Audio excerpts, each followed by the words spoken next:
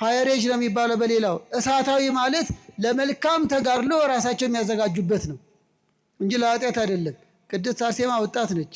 ወጣትነት እሳት ነው ሲባል ለኃጢአት አይደለም። በየቤቱ ብዙ ጉድ አለ። በየአደባባዩ ብዙ ችግር አለ። ውስልትና በዝቷል። ፍቅር የለም። በየጓዳው መደባበቅ ነው። ነውር በዝቷል። ፍቺ በዝቷል። ለምን ሆነ? ለዚህ ነው ትውልድ ላይ እንስራ።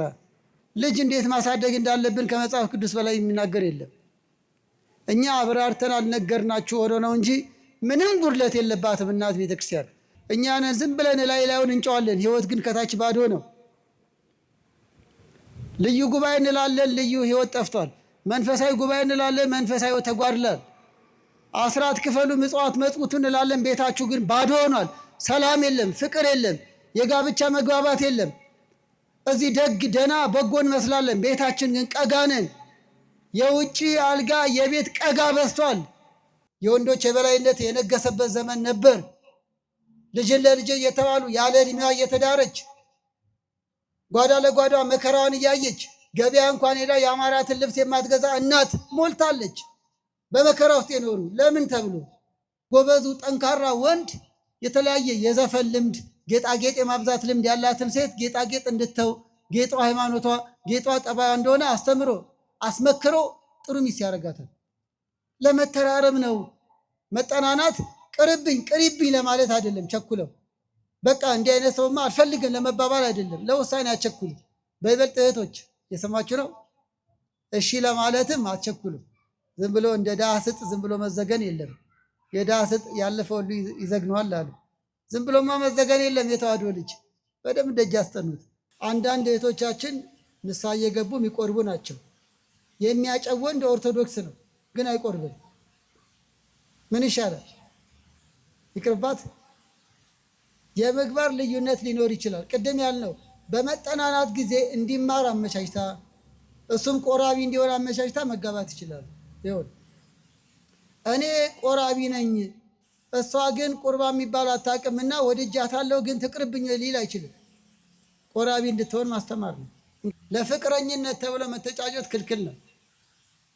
ለጋብቻ ዓላማ ነው ሊተጫጩ የሚገባው። የጋብቻ ዓላማ ምንድን ነው? በቀጣይ የምንማረው ግን አስተውሉ።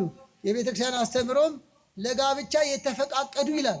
በመተጫጨት የሚፈቀደው ለጋብቻ የተፈቃቀዱ ልጆቻችን ስነ ልቦና ላይ ጠባይ ላይ ያተኩሩ፣ ሰብአዊ ምርጫ ላይም አመለካከት ላይ ያተኩሩ። ውበት ሐሰት ነው፣ ደምግባትም ከንቱ ነው። እግዚአብሔርን የምትፈራ ሴት ግን እርሷ የተመሰገነች ናት። ይሄ ነው። ፈሪሃ እግዚአብሔር አላት ወይ? ፈሪሃ እግዚአብሔር አለ ወይ? የአመለካከት መገነዛዘብ፣ የአመለካከት ውበት ላይ ያተኩሩ። አሁን እኮ ትዳር ላይ ያጣ ነው ሰላም የሌለው ትዳር ብዛቱ፣ ደስታ የሌለው ትዳር ብዛቱ። ባለፈው የጠቀስኩትን ልድገምላችሁ። የሚያንጠባጥብ ቤትና ጨቅጫቃ ሴት ያለችበት አንድ ነው ይላል ምሳሌ 27 ላይ።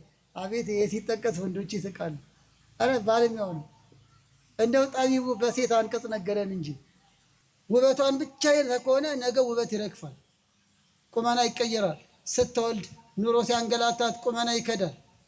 እህቶችም እንደዛው እንደ ሊባኖስ ዝግባ ለምልሞ ስላየሽው አይደለም፣ ነገ ይከዳል፣ ሰውነት ይከዳል። እሱነቱ ነው ደጁ፣ እሷነቷል።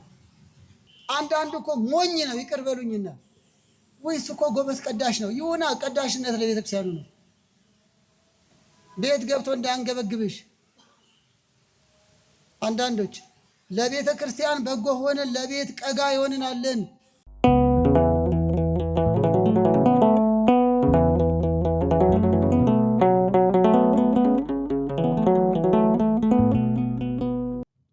በስመ አብ ወወልድ ወመንፈስ ቅዱስ አሐዱ አምላክ አሜን። ክቡር መምህራችን መጋቤ ሐዲስ ኤልያስ የዚህ የደብረ ብስራት ቅዱስ ገብርኤል ቤተክርስቲያን ስብከተ ወንጌል ዋና ኃላፊ፣ ክቡራን ወንድሞቻችን ዘማሪያን፣ የተከበራችሁ የእግዚአብሔር ቤተሰቦች በሙሉ እንደምን ዋላችሁ? አምላካችን ልዑል እግዚአብሔር በቸርነቱ ጠብቆ ለዚህ ችለትና ለዚህ ሰዓት ስላደረሰን ክብር ምስጋና ለእርሱ ይሁን። እንደ እግዚአብሔር ቅዱስ ፍቃድ ዛሬ በምንጀምረው ስርዓተ ትምህርት ጥቅል ርዕሱ ኦርቶዶክሳዊ የጋብቻ ትምህርት ነው። ቅድም መምህራችን እንደነገሩን ዛሬ በጥቂቱ ቅድመ ጋብቻ ላይ እናተኩራለን። እግዚአብሔር ከፈቀደና ብንቆይ ደግሞ በሚቀጥለው ስለ ጋብቻ ወይም ጊዜ ጋብቻ፣ እግዚአብሔር ከፈቀደ ደግሞ በሶስተኛው ክፍለ ጊዜ ድህረ ጋብቻ ከጋብቻ በኋላ ስላሉ ነገሮች፣ በመጨረሻም ኦርቶዶክሳዊ ልጅ አስተዳደግ በሚል እንቋጫለን። እንግዲህ ዛሬ ያስጀመረን ቸሩ አምላካችን እስከ ፍጻሜያችን ድረስ ምስጢሩን ማስተዋሉ እንዲገልጥልን ቅዱስ ፈቃዱ ይሆንልን። በኦርቶዶክሳዊ ጋብቻ ትምህርት ላይ እንግዲህ ሁሉ ነገር ዓላማ አለው። በእውነት ከሆነ ይህም ትምህርት ዓላማ አለው። ይልቅም ከዛሬ ጀምሮ በሚቀጥሉት ቀናትም አብረን ለምንቆይ ምዕመናን ለጥያቄ ለመማማር ምክንያት እንዲሆናችሁ ዓላማውንም መነሻ ማድረግ አለብን። ዓላማው የኦርቶዶክሳዊ ጋብቻ ምንነት ማሳወቅ ነው። የዘወትር የቤተክርስቲያን ትምህርት ነው። ሆኖም በእንዲህ ያለ መርሃ ግብር ደግሞ ርዕስ አድርጎ መማማርም እንዲለመድ ነው። ማሳወቅ ምንድን ነው? ቅድመ ጋብቻ መተጫጨት ምንድን ነው? በጋብቻ ላይ ያሉ ፈተናዎች ምንድን ናቸው? እንዴት ነው በእግዚአብሔር ቃል መሰረት በቤተክርስቲያን ትምህርት መሰረት እኒህን ፈተናዎች ድል የምናደርገው? ልጆቻችን እንዴት ነው ማሳደግ የሚገባል? ስለዚህ ማሳወቅ ነው የመጀመሪያው ዓላማ። ሁለተኛው መነሻ እንዲሆን ነው። በዚህ በአውደ ምሕረት ሁሉም ነገር ተሰጥቶ አያበቃም። በቅድመ ጋብቻ ዙሪያም ራሱ ዛሬ የምናነሳው ዛሬ በ40 እና በ50 ደቂቃ ውስጥ ነው የምንማማረው። ግን ቅድመ ጋብቻ በ40 በ50 ደቂቃ ውስጥ አለቀ ማለት አይደለም። መነሻ እንዲሆናችሁ ነው። ይልቅም ያላገባችሁ ወጣት ልጆቻችን ካህናትን ለመጠየቅ፣ መምህራንን ለመጠየቅ፣ መጽሐፍት ለማንበብ፣ ልምድ ያላቸው ታላላቆችን ለመጠየቅ ለመጠያየቅ መነሻ እንዲሆን መግቢያ እንዲሆናችሁ ነው። ሌላው የተቀደሰ ኑሮ እንዲኖረን ነው። ይኸው ነው ከቅድመ ጋብቻ እስከ ድህረ ጋብቻ ይኸው ነው የቤተ ክርስቲያን ዓላማ፣ የእግዚአብሔር ዓላማ ሕይወታችን እንዲቀደስ ነው። የእግዚአብሔር ፈቃድ መቀደሳችሁ ነው ይላል ቅዱስ ጳውሎስ በአንደኛ ተሰሎንቄ ምዕራፍ 4 ቁጥር 3 ላይ የእግዚአብሔር ፈቃድ መቀደሳችሁ ነው። ምዕመናን የዚህ ሁሉ የስብከት ወንጌል ዓላማ የውዳሴው ዓላማ የተቀደሰ ሕይወት እንዲኖረን ነው። ለመዳን ነው። በመልካም ኑሮ ሆነን የእግዚአብሔር መንግሥት ለመውረስ ነው። ስለዚህ የአውደ ምሕረቱም የስብከት ወንጌሉም የሰበካ ጉባኤውም የሰንበት ትምህርት ቤቱም እንዲህ የመሳሰሉ የወንድሞቻችንም ቃለ እግዚአብሔር የማዳረስ ዓላማ እንድንቀደስ ነው። የእግዚአብሔር ፈቃድ እንድትቀደሱ ነው። እንደው ለትዳር ብቻ አይደለም። በቃ ያላገባ እንዲያገባ ብቻ ልቅስቀሳ ልናደርግ አይደለም። ለተቀደሰ አኗኗር ነው። በየትኛውም ኑሯችን ውስጥ እግዚአብሔር ደስ አሰኝተን የእርሱን ክብር የእርሱን መንግሥት እንድንወርስ ነው። የምስጢር ባለቤት ምስጢሩን ለሁላችን ይግለጥልን። እንግዲህ በዚህ ቅድመ ጋብቻ ትምህርት ላይ አንደኛ ሁለተኛ እንላለን ለጥያቄና ለክትትል እንዲመቻችሁ። መተጫጨት ራሱ መጠናናት ምንድን ነው ነው? መተጫጨት የሚለው ቃል በእርግጥ የአማርኛ ሀሳብ ነው። በአማርኛ መተጫጨት መፈላለግ፣ ስጡኝ ማለት፣ ለጋብቻ መዋዋል ነው። በግዕዛችን ደግሞ ፍሂር ይላል። ማጨት፣ መመኘት፣ ስጡኝ ማለት። ይህንን የሚያጠናክርልን በፍትሐ ነገሥት ፍሂርሰ ኪዳን ውእቱ ወተስፋ ዘይፈቅድ ማውስቦ በፍትሐ ነገሥት በተባለው የሥርዓት መጽሐፋችን አንቀጽ 24 ቁጥር 869 ላይ ማጨትስ መተጫጨትስ ቃል ኪዳን ነው፣ ከጋብቻ የሚቀድም ቃል ኪዳን ነው። የእግዚአብሔር ሰዎች ክርስቲያኖች ከጋብቻ በፊት የሚያደርጉት ስምምነት ነው። አብረን ብንኖር በትዳር ብንኖር ብለው የሚነጋገሩበት የሚተዋወቁበት ጊዜ ነው ይለናል፣ የመተጫጨት ጊዜ። ስለዚህ መተጫጨት ስንል የቅድመ ጋብቻን ቆይታ በቅድመ ጋብቻ ያሉ ወጣቶች ይልቅም ስለ ጋብቻ ራሳቸው የሚያዘጋጁበት አንዱ እሷ ደግሞ እሱን የሚያውቁበት እስከሚችሉት ድረስ የሚገነዛዘቡበት ወቅት ነው መተጫጨት። እንግዲህ መተጫጨት ከአዳም ጀምሮ እንደነበረ ቅዱሳት መጻሕፍት ይነግሩናል። አዳም ሔዋንን አጭቷል፣ ተመኝቷል። የአዳምን ምኞት ማጨት ነው ይሉታል።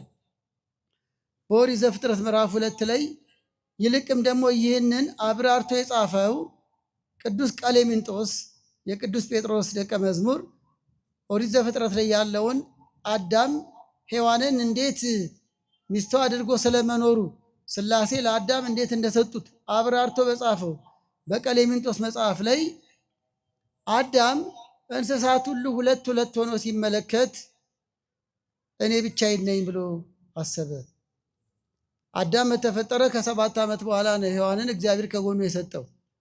በእነዚህ ጊዜያት ውስጥ እንስሳት ስም አውጣልን እያሉ ስም የሚያወጣላቸው፣ እንደምን አደርክ እንደምን ዋልክ የሚሉት፣ ጸጋ እግዚአብሔር ከነ አዳም ሳይለይ በፊት እንስሳት ለአዳም ይገዙ ነበር፣ ይታዘዙም ነበር።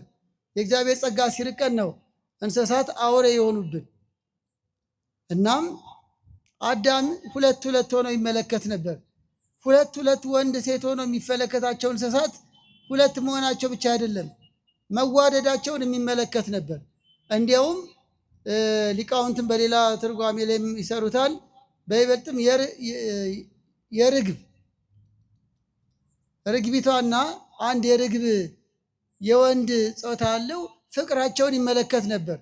እንዲያውም ቅዱሳት መጽሐፍት ምን ይላሉ? አዎ ኦፈ መንጢጥ የምትባል የርግብ የወፍ አይነት ነበረች። አዎ በዚህ በቤተክርስቲያናችን ስርዓተ ጸሎት እሴብ ጸጋከ በሚባለው ነገረ መስቀሉን በሚታሰብበት በምስጋና ዲያቆናት በዜማ በሚያደርሱት ላይም ከመ ወፈ መንጢጥ እንዘ ይሰጽራ ገጾን የገሊላ ሴቶች አለቀሱ የጌታን መከራ እያዩ። ያ ሌላ ጉዳይ ነው። እዚያውን ኦፈ መንጢጥ የሚለውን ለማምጣት ነው። የገሊላ ሴቶች ፊታቸውን እየነጩ የጌታን መከራ እያዩ አልቅሰዋል፣ እንደ ኦፈ መንጢጥ ብለዋል ሊቁ። ያ ነገር የት ይገኛል? በቀሌምንጦስ መጽሐፍ ላይ ይገኛል። ኦፈ መንጢጥ ምንድነው? የወፍ አይነት ነው። ሴቷ የርግብ አይነት ወይም ሴቷ ከአዋፋት አንዷ የሆነችው ባሏ ሲሞት ሌላ አታገባም። ምላሷን ትሰነጥቃለች፣ በመንቁሯ ሰውነቷን ትነጫለች። የባሏን ሐዘን የምትገልጸው ራሷን በመጉዳት ነበር። እንዲህ ይገባል እያልን አይደለም፣ ግን የባልና ሚስት ፍቅር ከእንስሳት ያስተምረዋል። አሁንም አዳም የእንስሳት ባልና ሚስቶችን ወንድና ሴትን ፍቅር አይተዋል። እኔ ብቻዬን ብሎ ተመኘ። ይሄ ምኞቱ ማጨት ይባላል። አጨ፣ ተመኘ፣ ፈለገ ማለት ነው። ሥላሴ ይህን ባወቁ በእንቅልፍና በመንቃት መካከል አድርገው ሔዋንን ሰጡት። ለዚህ ነው አዳም ሔዋንን እንደተሰጠችው ወዲያውም ደግሞ አላገባትም። ከ80 ቀን በኋላ ይላል ደግሞ በገድለ አዳም። ወዲያው ማግባት የለም የማጨት ጊዜ ስላለ። ግን ከየት መጣሽ ምንድነሽ አላላትም። ስለተረዳ ተመኝቶ እግዚአብሔር የሰጠው እንደሆነ እርስ በሌላ መጽሐፍም የማጫ ስጦታም ወርቅ፣ ዕጣን፣ ከርቤም አቅርቧል ለሥላሴ። እንደ ምኞቱ እንደተሰጠው ስላወቀ ሴት አላት። ሴት ማለት አጥንትሽ ከአጥንቴ ስጋሽ ከስጋዬ የተመኘውን እግዚአብሔር እንደሰጠው እንዲህም ይላል ዘፍጥረት 2:13 ላይ የሚመቸው እንስጠው አለ፣ እንፍጠርለት የምትመቸው ይላል። ሥላሴ አዳም ተመኝቷልና የምትመቸው የሚለው ቃል ብዙ ያናግራል። ትዳር የምትመቸው ሚስት ይዞ የሚመቻት ባል ይዘው እንዲኖሩ ነው። የአሁኑ ትዳር እንዴት ነው? እንግዲህ ለዚህ ነው ትምህርት ያስፈልገው። የምትመቸው እግዚአብሔር ፈቅዶ የሰጠው የምትመቸው። ለዚህም ነው ስጋሽ ከስጋዬ ነው አጥንቴ ከአጥንቴ ነው አላት። እናም ማጨት ከአዳም ተጀመረ ሲሉ አበው ብዙ መጽሐፍትን ጠቅሰው ነው። እንግዲህ ይህን ያህል ካልን ለመሆኑ መቼ ይጀመር? አሁን ወደኛ እንምጣ። ራሱ መተጫጨት መቼ ይጀመር? በመተጫጨት ዙሪያ በቤተክርስቲያን ትምህርት ብሉይ ኪዳንን አዲስ ኪዳንን ምንጭ አድርጎ ፍትሐ ነገሥት አንቀጽ 24 ላይ በተለያየ አንቀጽ ተጽፏል። እንዲሁም ደግሞ መምህራን በተለያየ መንገድ በተለያየ አጋጣሚ አስተምረዋል። እንደው ከዛ የመጣውን ሀሳብ ነው እንጂ የግል አይደለም። መቼ ይጀመር? በጣም ተጠጋግተን ብንሆን ኖሮ እጅ እያስወጣው ጠይቃችሁ ነበር። ለቀጣይ እንደዛ እናደርገዋለን። አንዳንዴ ልክ እንደ ቅርብ መማማር ሂደት እየተያየን እየጠየቃችሁ ይሆን ደስ ይለኝ ነበር። ይሄ ትምህርት ደግሞ በይበልጥ እንደዛ ይፈልጋል። ለማንኛውም የሚኖራችሁን ጥያቄ በወረቀትና ለመርሐ ግብር መሪ ለመምህራችን መጠየቅ ትችላላችሁ። መቼ ይጀምር ለሚለው አንደኛው እድሜ ሲደርስ ነው። አሁን እህቶችም አስቡ፣ መቼ ነው መታጨት ያለብሽ? ወንዶችስ መቼ ነው ማጨት ያለባችሁ? እንደ ቤተክርስቲያን አስተምሮ እድሜ ሲደርስ እንዲህ ይላል፣ ማግባት ወደሚገባ እድሜ ሲደርሱ ይላል። አንደኛ ቆሮንቶስ ምዕራፍ 7 ቁጥር 36 ማግባት ወደሚገባ እድሜ ሲደርሱ ይሄው እንዲህ አድርጎ ገልጾታል። ይሄንን እድሜ ቁጥሩ እንዲህ ነው ብሎ ቅዱስ ጳውሎስ አልተናገረም። ግን ወሬዛነት የወጣትነት እድሜ ነው። ሴቶች ከ15 ዓመት ወንዶችም ከዚያው እንደ ሌላው አገላለጽ ከ18 ዓመት እንደ ቤተክርስቲያን አስተምሮ ደግሞ በ20 ዓመት ወጣትነት ወሬዛ ወጣ አደገ ማለት ነው። የወጣትነት እድሜ ከ20 ዓመት በታች ያለው ሕፃንነት ነው፣ የነፋስ ባህሪ ነው። ከ20 ዓመት በታች ከ20 ዓመት ጀምሮ እስከ 40 ያለው የነፋስ ባህሪ ነው፣ የእሳት። ከ40 በኋላ ጎልማሳነት ነው። ከ60 በኋላ እርጅና ነው። ስለዚህም በወጣትነት እድሜ ሲል ነው ማግባት ወደሚደርሱበት እድሜ ሲደርሱ ከፈቀዱ ሊያገቡ ይገባል ይላል። ስለዚህ መቼ ነው መተጫጨት የሚገባው ሲባል ማግባት ለአካለ መጠን ሲደርሱ። ለማግባት ዓላማ መተጫጨት ለጋብቻ ዓላማ ነው። አስተውሉ። መተጫጨት ለፍቅረኝነት አይደለም። መተጫጨት ጓደኛ ሆኖ ፎቶ እየተነሱ እንደ በየካፍቴሪያው እየዞሩ ለመኖር አይደለም። መተጫጨት ለማግባት ሲዘጋጁ ነው። መተጫጨት ለማግባት ራሳቸውን ሲያዘጋጁ ነው። ሴቶች አግብተው ለመውለድ አካለ መጠን ሲደርሱ፣ ወንዶችም እንደዚሁ የቤት ኃላፊ ሆነው አባወራ ሆነው አባት ሆነው ለመኖር ሲደርሱ። ስለዚህ እድሜ ነው።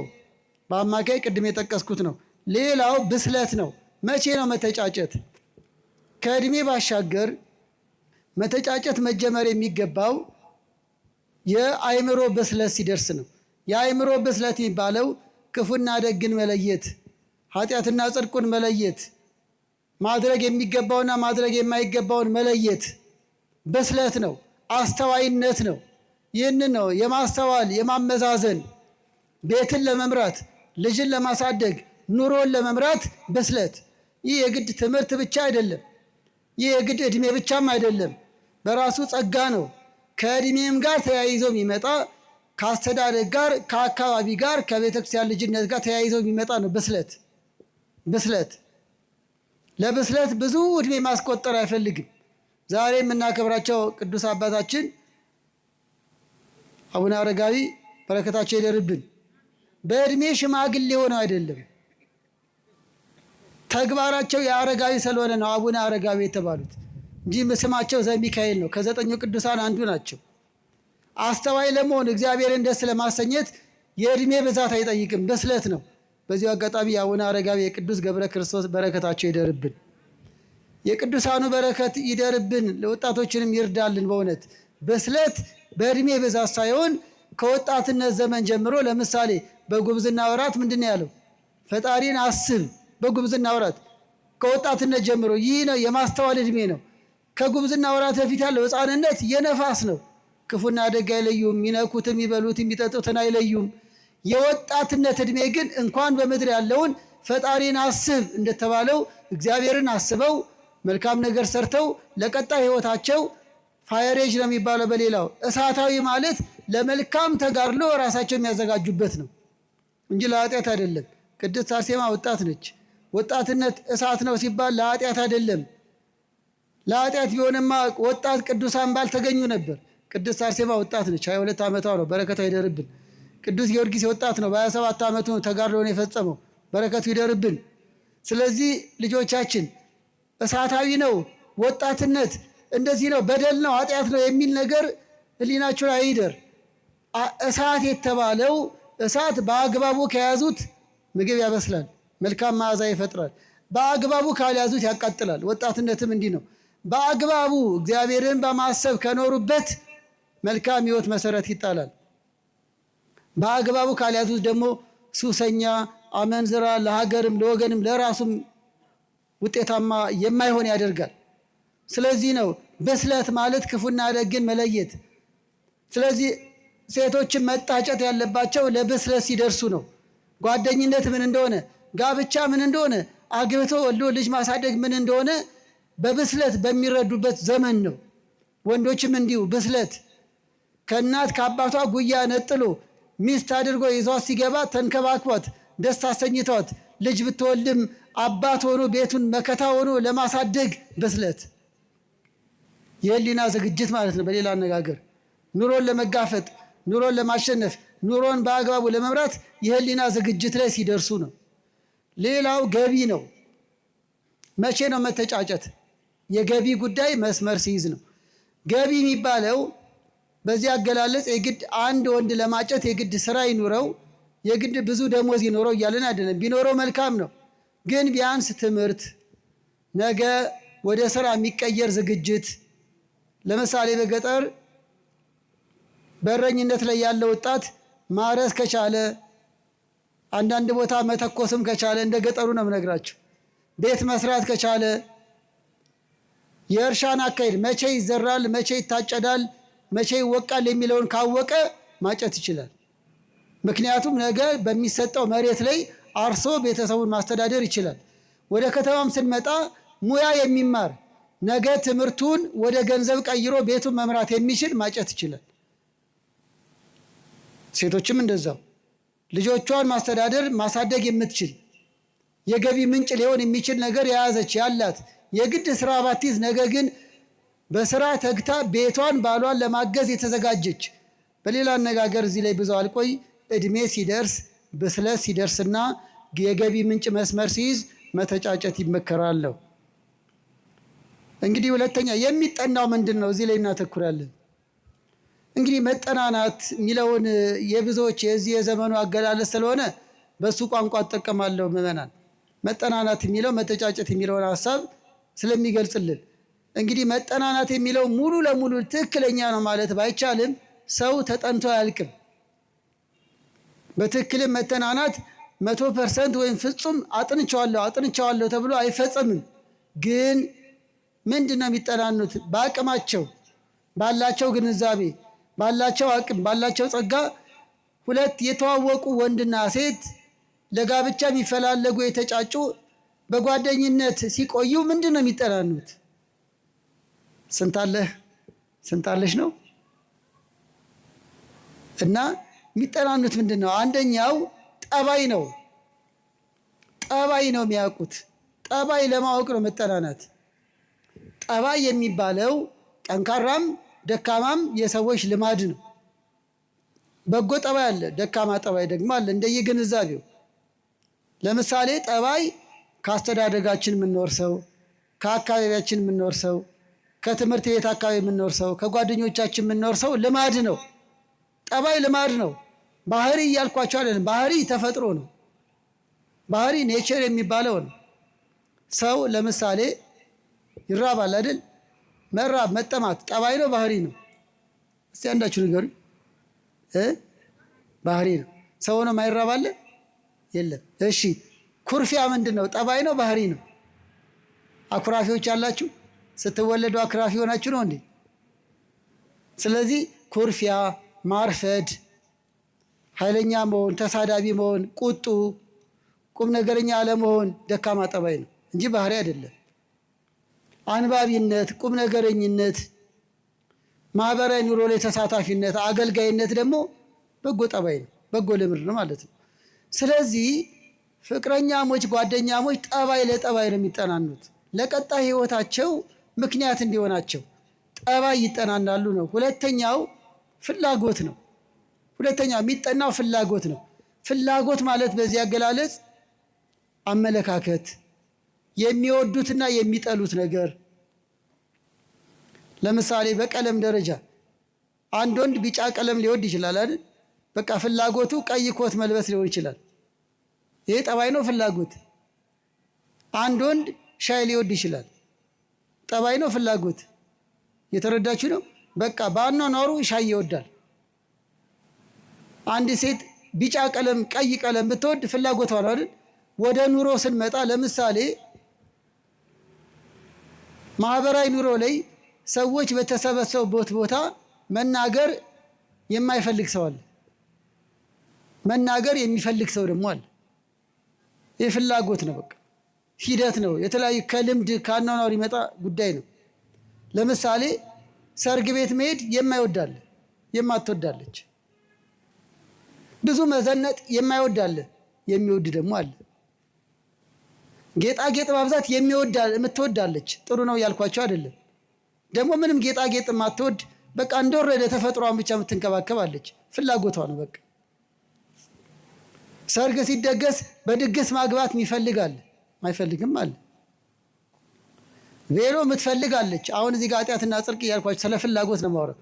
ቬሎ የሚባል አልፈልግም የምትል ደግሞ አለች። አይኔ አልፈልግም በአበሻ በባህል የምትላለች። እየተረዳችሁ ነው? ስለዚህ በኑሮ ልምዳቸው ውስጥ ፍላጎቷ ምንድን ነው፣ ፍላጎቱ ምንድን ነው የሚለውን የሚያውቁበት ጊዜ ነው። ይሄ ሁሉ ለምን ይጠቅማል? በኋላ እንመጣለን። ለምሳሌ ሌላ ሚዲያ ላይም ተናግረነዋል፣ ግን ይገልጽልኛል። ሁለት ባልና ሚስቶች በሆነ ጉዳይ ተጋጩ። ምንድን ነው ያጋጫቸው? እርሷ ነፍስ ካወቀ ጀምሮ ውጭ ሀገር መሄድ በጣም ፍላጎቷ ነው። ያውን ጠባይ ነው፣ ፍላጎቷ ነው። በቃ አሜሪካ ካልሄድኩ ነው በቃ ህልሟም ቀኑም ምንም። ታዲያ ዲቪ ሁሉ ትሞላለች በየጊዜው። የሚገርሟችሁ በኋላ ባሏ የሆነው ቀድሞ ፍቅረኛዋ ደግሞ ውጭ ሀገር አይወድም። ውጭ ሀገር የሚጠላ አለ ወይ ትሉ ይሆናል፣ ይኖራል። እኔ ገጠመኝ ነው የምነግራቸው። አይወድም በቃ ሰው ሀገር በቀል ነው። ውጭ ሀገር ነው ለማየት እንኳን ቢያስፈልግ እንጂ ውጭ ሀገር ሄዶ መኖር አልወድም ባይ ነውስ። የሚገርማችሁ ሁለቱ ተጋቡ። እሷ አሜሪካ ወዳጅ፣ እሱ ደግሞ የትም መሄድም አይፈልግ። ተጋቡ። ከተጋቡ በኋላ በስንተኛ ወር ዲቪ ደረሳት። ማታ ራት ልትጋብዘው እሷ ሰርፕራይዝ ልታረገው ማለት ነው። ራት ጋብዛ ዲቪ ደረሰኝ ስትለው ደነገጠ። የሱን ፍላጎት ነግራቸዋለሁ አይደል? የምን ዲቪ የምን ዲቪ ነው የምታው? የሚገርማችሁ አውርታ አያውቁም። መጠናናት ይሄ ነው እያልኳችሁ ነው። ዲቪ እንደሞላች ውጭ ሀገር መኖር እንደምትፈልግ አያውቅምስ። ግን ዲቪው መጣ። እንዴት ተደርጎ ነው? ሞቼ ነው ቆም የምትሄጂው አለ ማለት ነው ባል። እኔ ውጭ ሀገር የሚሄድ ፍላጎትሽን አላውቅም። እንዲህ ያለ ፍላጎት ቢኖርሽ ወይ አላገባሽም ወይ ደግሞ እንደሚሆን ይሆናል። እንዴት ተደርጎ አለ። እሷ ልታስደስተው ነው፣ እሱ ደግሞ መበሳጫ ምክንያት ሆነው። በዚህ ምክንያት ከወራት በላይ ተጋጩብን። በብዙ ሽምግልና ተታረቁ። አሁን እንደሚሆን ሆነዋል። እግዚአብሔር ባሉበት ይጠብቃቸው። እየተረዳችሁ ነው? ቅድመ ጋብቻ የአኗኗራቸውን ፍላጎት አለመነጋገር ትዳር ላይ ፈተና ያመጣል። ትዳር ውስጥ ስንገባ ብዙ እናነሳለን እንዲህ አይነት ነገር፣ ግን ከመሰረቱ ለመናገር ነው። ለምሳሌ አንዳንድ ወንዶች በትምህርት አድገው መኖር ይፈልጋሉ። አንዳንድ እህቶችም በትምህርት ፒኤችዲ ከዚያም በላይ ተመራማሪ ሆና መኖር ትፈልጋለች። አንዳንድ ወንድ ደግሞ ሚስቱ ካገባችው በኋላ ተማሪ እንድትሆን አይፈልግም። ለዚህ ነው ትምህርት የሚወድ ትምህርት እወዳለሁ፣ ንግድ የሚወድ ንግድ እወዳለሁ።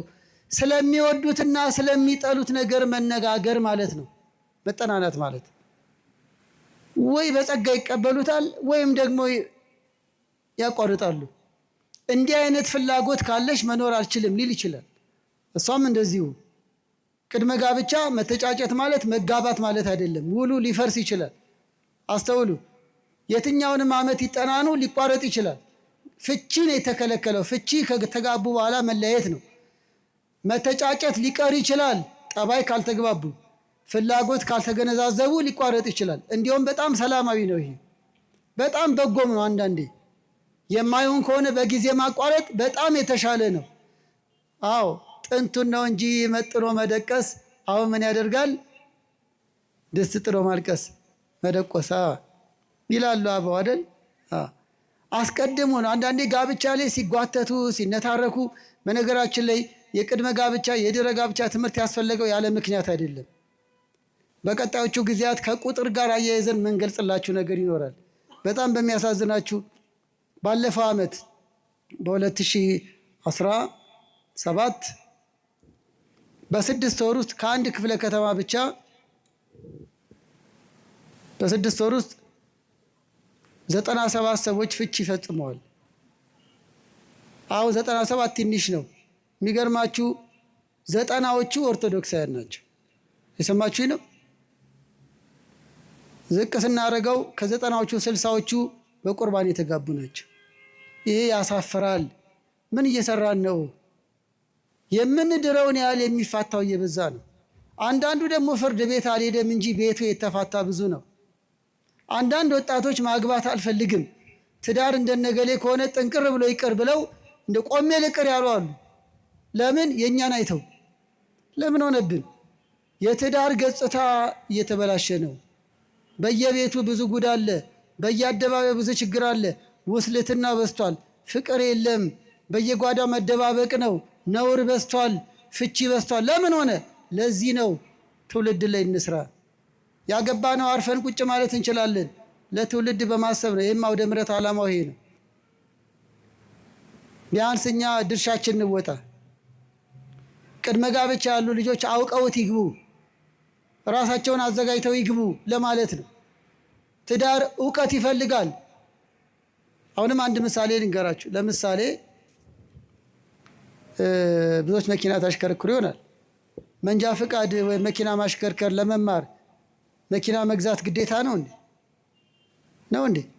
ለምሳሌ እኔ ከተማርኩ ከ9 ዓመት በኋላ ነው አሮጌ መኪና የነዳሁት።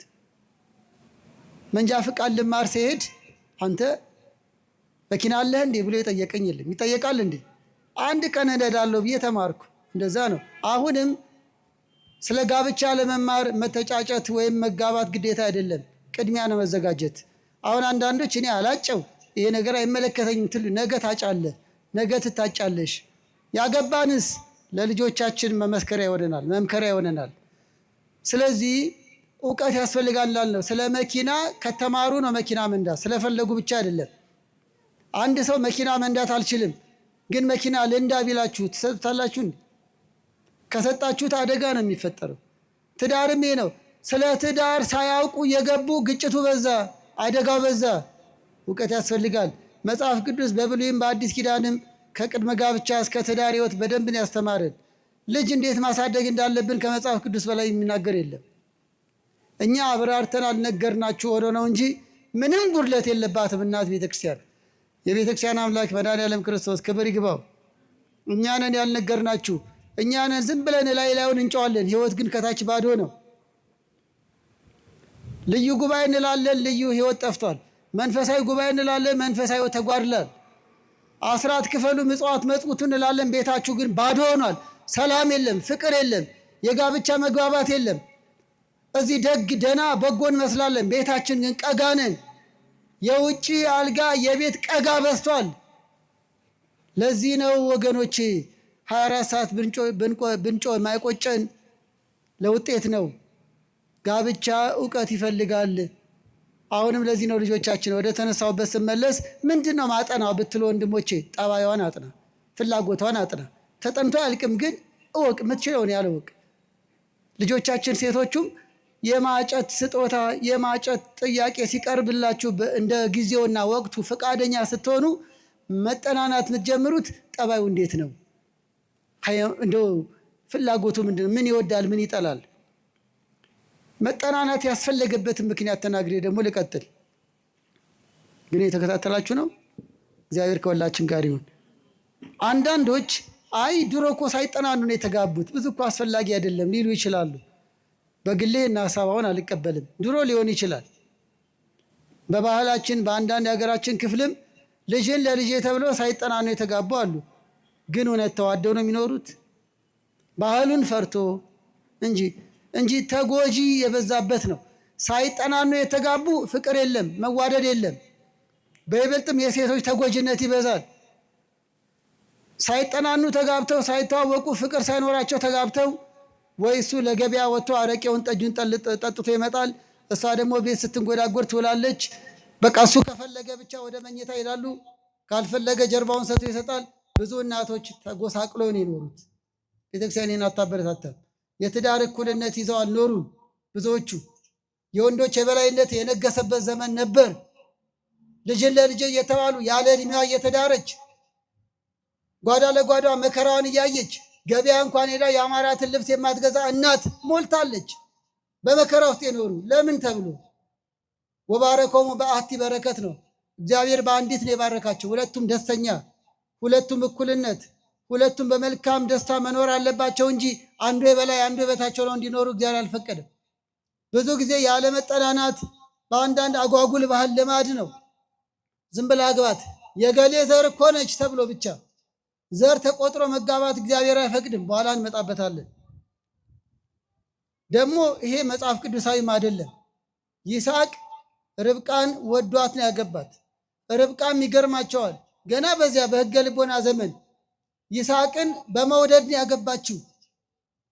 የአብርሃም ወገን ስለተባለ ብቻ አይደለም፣ ወዳው ነው በነፃ ፈቃዷ።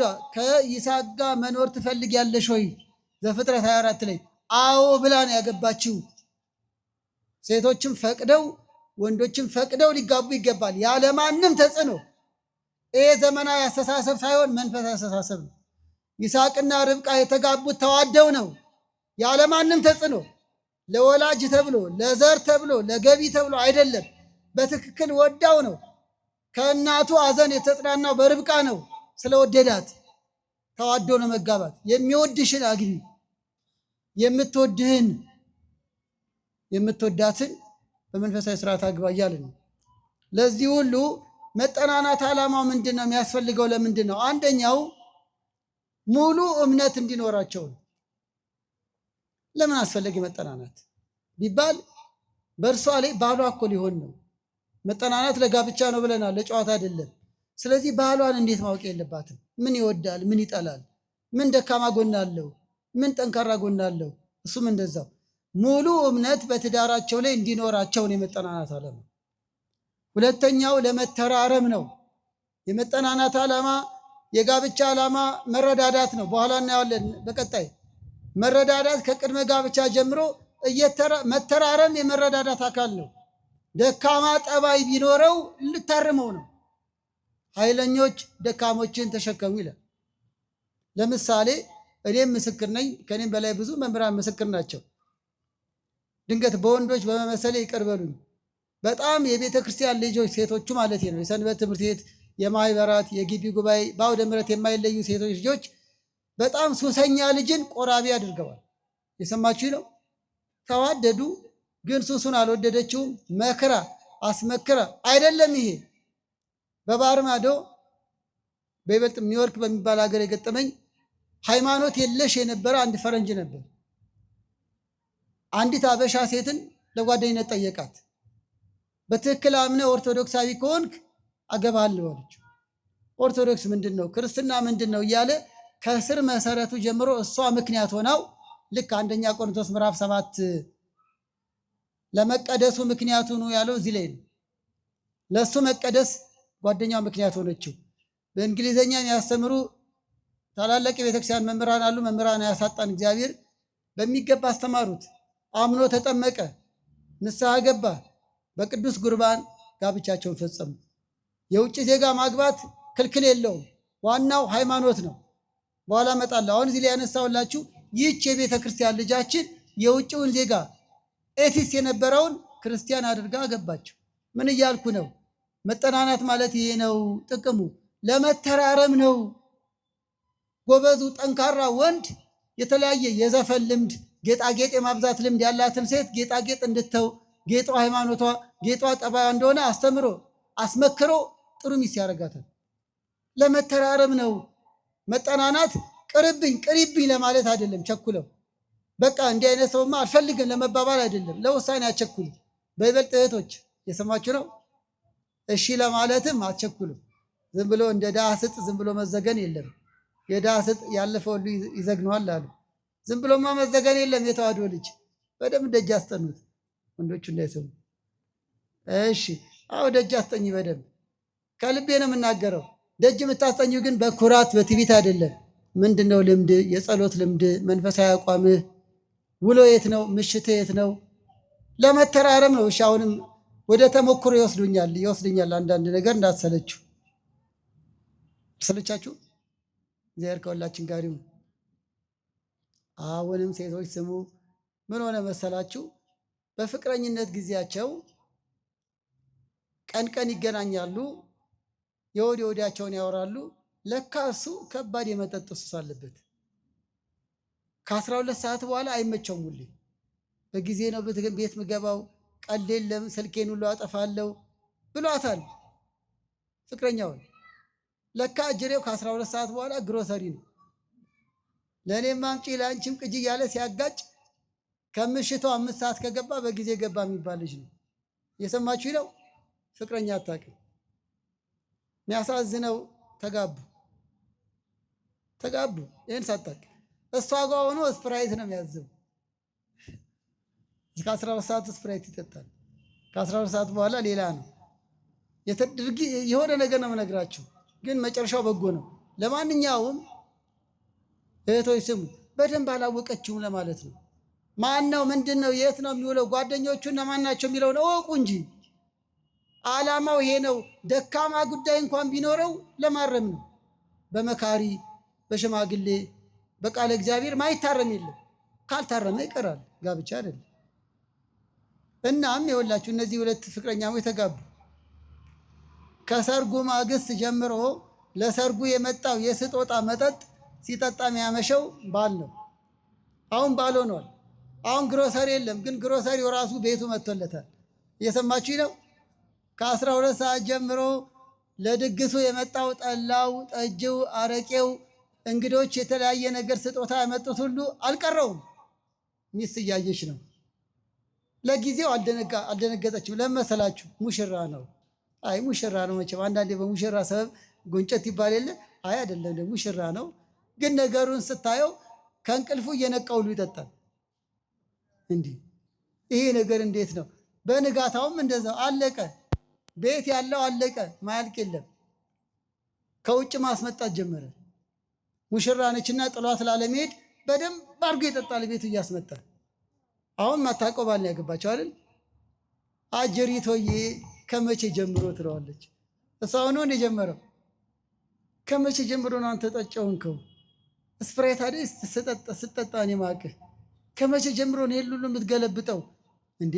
ድንገት እንኳን ቢያንቀላፋ ነቅተህ ድጋሚ የምትጠጣው እንደ ከመቼ ጀምሮ ነው? ደብቄሽ ነው እንጂ በ16 ዓመቴ ነው መጠጥ የጀመርኩት ይላታል። ጓደኞቹም ወሬ አይቀርም እንዴ ሌሊት 6 ሰዓት ከገባ እኮ እሱ በጊዜ ገባ ማለት ነው። ጉድና ጅራት ይባላል አይደል? ሴቶች አያስደነግጥም? አሁን ተጋብተዋል። ጋብቻ ባለማዊ ስርዓት እንዲሆን ተከናውኗል። እንዴት ነው ተወደዋለች። ደግሞ ግን ትልቅ ነገር ደብቋታል። ለካ ከምሽቱ ከሷ ጋር ስልክ እያጠፋ ለካ የሚጠፋው በየመጠጥ ቤቱ ነው። በጣም ደነገጠች። እኔም ያገኟቸው በሽምግልና ነው። ያም ሆነ ግን ተመክሮ ተዘክሮ ትዳራቸው እንዲጸና ተብሎ ቤተሰብም ብዙ አስተዋጽኦ አድርጎ ያ ክፉ ልምድ ያለው ልጅም ዋጋ አስከፍሏል። በጣም ዋጋ አስከፍሎናል። በይበልጥ እሷ ታግሳ እንደሚሆን ሆኖ እግዚአብሔር ይመስገን መጠጡን ጥቶ ጥሩ ጋብቻ ላይ ነው ያሉት። እግዚአብሔር ይባርካቸው። ግን ያን ሁሉ ዋጋ ያስከፈለው እሷም ታጋሽ ሆና ቤተሰቦቿም ጥሩዎች ሆነው አይዞሽ ይስተካከላል እያሉ አበረታተዋት እንጂ እንዲህ ያለ ወንድ ቅርብኝ ብትለው ኖሮ ተበላሽቶ ነበር ህይወት። እየተረዳችሁ ነው? ስለዚህ ወገኖች የመጠናናት ዓላማው ለመተራረም ነው። ምን የሚጋባው ሰው ነው። ሰው ደግሞ ደካማ ጎን አለው። አንተ ተአምር ድካም ወለሰብ ይላል ቅዳሴያችን ፍትሐ ዘወልድ። አንተስ የሰውን ድካም ታውቃለህና። ወንድሞች የምታጫዋት ልጅ ከሰማይ የወረደች አይደለችም፣ ምድራዊ ነች። ጠንካራ ጎን እንደሚኖራት ሁሉ ደካማ ጠባይም ሊኖራት ይችላል። እህቶች ልጆቻችን፣ ሴቶቹ ወንዶችም እንደዛው ጠንካራ ጎን እንዳለው ምንም የቤተክርስቲያን ልጅ ቢሆን ደግሞ ስጋ ለባሽ ነው፣ ደካማ ጎን ይኖረዋል። ስለዚህ ያን ደካማ ጎን ወይ ይቀበሉታል ወይ ያርሙታል። ቀይ ነው። ሌላው ተሞክሮ ለመካፈል ነው። መጠናል። ለምሳሌ ጥሩ አንባቢ ከሆነች እሱም የአንባቢነት ልምድ፣ ጥሩ ነጋዴ ከሆነ የትጋት የሥራ ትጋት ከባሏ ትማራለች። ባሏ ከሚሆን ጓደኛዋ እንደሚፈልጉት አመለካከት ከጥሩ ጎናቸው ይማማራሉ ለማለት። እሺ መተጫጨት ምንድነው? ዓላማው ምንድነው? አሁን ሶስተኛው መስፈርቱ ላይ እንሂድ። ለመሆኑ የመተጫጨት መስፈርት ምንድነው? በሃይማኖታዊ ምልከታ ለብቻው፣ በሰብአዊ ምልከታ ለብቻው እናያለን። ከሃይማኖት ትምህርት አንጻር ማለት ነው። በፍትሐ ነገሥት አንቀጽ 4 ጀምሮ የተጻፈውን ለመሆኑ እህቶቻችን ሲያጭሽ መስፈርትሽ ምንድነው? ወንዶች ሲያጩ መስፈርታችሁ ምንድነው? ቤተሰብ ሲተጫጩ መስፈርት ማድረግ ያለባችሁ ምንድነው? ዘሩን ነው? የማን ዘር ነው? ቤት አለ ወይ? መኪና አለ ወይ? ጥሩ ነው እሱ እኮ። ክፉ ሆኖ አይደለም፣ ቤት፣ ሀብት፣ ንብረት ግን እሱ ብቻ መስፈርት ነው። ለዚህ ነው መስፈርት አንደኛው በሃይማኖት አንድ መሆን ነው። በፍትሐ ነገሥት አንቀጽ 24 ከቁጥር 859-69 የተጻፈው እጮኛሞች በሃይማኖት አንድ መሆን ይገባቸዋል። ሃይማኖት ስንት ነው? በነገራችን ላይ ሃይማኖት እግዚአብሔር ስንት ነው? አንድ ጌታ፣ አንድ ሃይማኖት፣ አንዲት ጥምቀት ኤፌሶን 4 ቁጥር 4።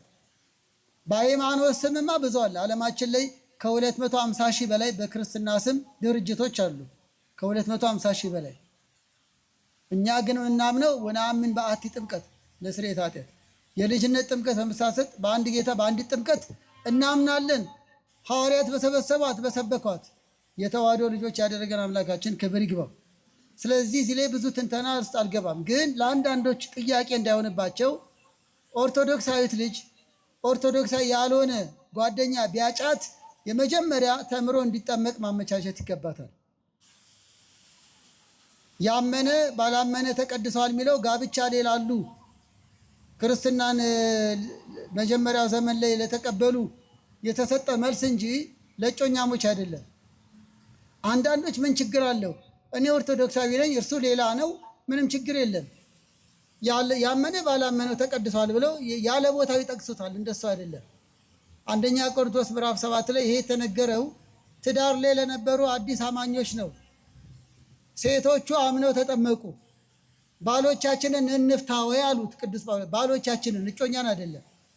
አሁን እኛ ክርስቲያን ሆናል፣ ባሌ ግን መጥቶ ክርስቲያን አልሆነም፣ ምን ይሻላል? መፋታትን አልፈቅድም አለ መጀመሪያ ቅዱስ ጳውሎስ። ያመነች ላላመነው ምክንያቱ ሁኚ፣ ለመቀደሱ ምክንያቱ ሁኚ ነው። አላምን ካለ ግን ተለዩ አለ። ስለዚህ በዘመኑ ለነበሩ ባል ለብቻው ለመጣ ሚስትን ወዲያው አትፍታ፣ አምጣት፣ ባልሽን ይዘሽ ነይ እንዳለ ጌታ ሳምራዊቷን ያላመነች ሚስት እንድትመጣ ምክንያቱ ናት፣ ምክንያቱ ሁኚው ለማለት እንጂ እነሱም ቢሆኑ ትዳር ላይ ሆነው አላምንም ካለ ይለዩ ብሏል። ባያምን ግን ይለይ ነው የሚለው አንደኛ ቆሮንቶስ ምዕራፍ 7 እንጂ ለእጮኛሞች አለ። እጮኛሞች ገና ሲተጫጩ የመጀመሪያው መስፈርት የኢትዮጵያ ኦርቶዶክስ ተዋሕዶ ቤተክርስቲያን አማኝ የሆነች የሚለው የመጀመሪያ ነው። እንዲህ ይላል ቅዱስ ጳውሎስ፣ ከማያምኑ ጋር በማያመች አካሄድ አትጠመዱ ይላል። ሁለተኛ ቆሮንቶስ ምዕራፍ 6 ቁጥር 14 ሰማችሁ ይህን ቃል? አትጠመዱ። ትዳር መጣመድ ነው አይደል? ዘአስተጻመረ ነው የሚለው። ስለዚህ አትጠመዱ፣ አትጋቡ ሲል ነው። ከማያምኑ ጋር፣ ከአሕዛብ ጋር፣ ከሌላ ድርጅት ተከታይ ጋር የኦርቶዶክሳዊ ልጅ ሊጋባ አይፈቀድም። የእግዚአብሔር ቃልም እንዲህ ይላል በኦሪት ዘዳግም ምዕራፍ 7 ቁጥር 3 ከአሕዛብ ጋር ቃል ኪዳን አታድርግ። ዘዳግም 7 ከአሕዛብ ጋር ቃል ኪዳን አታድርጊ፣ ከማያምኑ ጋር የውል ነገ እንጋባለን ብለሽ ጓደኛ አትሁኚ። ዘፍጥረት 28 ቁጥር 6 ካላመነው ጋር ልጅን እንዳታጋባ ይላል የእግዚአብሔር ቃል ለወላጅ ሲያስጠነቅቅ። ጣዖት የሚያመልኩ እኔን ከማያውቁ ቃሌን ከማይሰሙ ጋር ልጅን እንዳታጋባ ያለ ያዛል። ስለዚህ መሰረቱ ከኦሪት ጀምሮ እስከ ዓለም ፍጻሜ የቤተክርስቲያን ትምህርት የሚጋቡት ኦርቶዶክሳውያን ለኦርቶዶክሳዊ ተዋሕዶ አማኝ ብቻ ነው። ዘሌዋውያን 18 ቁጥር 17ንም ይሁት። ይሄንን ስንል አንዳንዴ የምግባር ልዩነት ሊኖር ይችላል። ለምሳሌ ነገርን ነገር ያነሳዋል። አንዳንድ እህቶቻችን ንስሐ እየገቡ የሚቆርቡ ናቸው። የሚያጨው ወንድ ኦርቶዶክስ ነው ግን አይቆርብም። ምን ይሻላል? ይቅርባት። የምግባር ልዩነት ሊኖር ይችላል። ቅድም ያልነው በመጠናናት ጊዜ እንዲማር አመቻችታ እሱም ቆራቢ እንዲሆን አመቻችታ መጋባት ይችላል። ይሁን እኔ ቆራቢ ነኝ እሷ ግን ቁርባ የሚባል አታውቅምና ወድጃታለሁ ግን ትቅርብኝ ሊል አይችልም። ቆራቢ እንድትሆን ማስተማር ነው። እንኳን ኦርቶዶክስ ሆነች እንኳን ኦርቶዶክስ ሆነ ሳይቆርቡ ጥሩ ህይወት ያላቸው ሰዎች እኮ አሉ። ቆራቢ ሆነን ደግሞ አሰናካዮች አለን እኮ። አገልጋይ ሆነን ከአገልጋይ የማይጠበቅ ህይወት ያለን፣ አገልጋይ ሳይሆኑ ደግሞ ጥሩ ህይወት ያላቸው አሉ። እነሱ ቢቆርቡ እንደው ክንፍ አያወጡም እንዴ? ስለዚህ ቆራቢ፣ ዘማሪ፣ ቀዳሽ፣ አወዳሽ፣ ታዋቂ መሰረት አይወድም። የኦርቶዶክስ ተዋሕዶ አማኝ የሆነ ቆራቢ ለቆራቢ ከተገናኙ እግዚአብሔር ይመስገን አሁን የተመቸ ይላል። ካልሆነ ተምሮ እግዚአብሔርን ፈርቶ በስጋ ወደሙ ተወስኖ የሚኖር ከሆነ መልካም ነው። ከዚህ አንጻር ነው ባይሆን ለካህናት ዲያቆናት ሊያገቡ የሚገባው አንዲት ድንግል ይላል በአንደኛ ጢሞቴዎስ ምዕራፍ 3 ለምሳሌ ዲያቆን አግብቶ ቄስ መሆን ይገባዋልና ለክህነት ደግሞ ድንግል ማግባት ግድ ነው። በፍትሐ ነገሥት አንቀጽ 9 ድንግል ያላገባ ካህን አይሆንም። ይሄ በቃ ቤተክርስቲያን ቀኖና ነው። ከዚህ አንጻር ለምሳሌ ወንዶች ዲያቆናት ሃይማኖቷ ብቻ ላይሆን ይችላል የሚያዩት በድንግልና መኖሯም ካኗኗሯ ከንስሐ አባቷ ከወላጆቿ ማረጋገጥ አለበት ከሷ።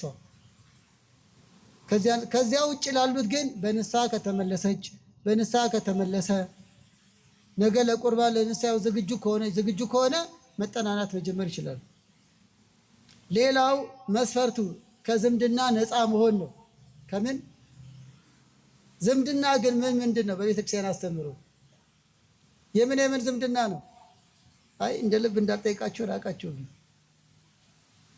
ግን ጮክ ብሎ የሚነግረኝ ዝምድና ምንድን ነው? የስጋ አይደል?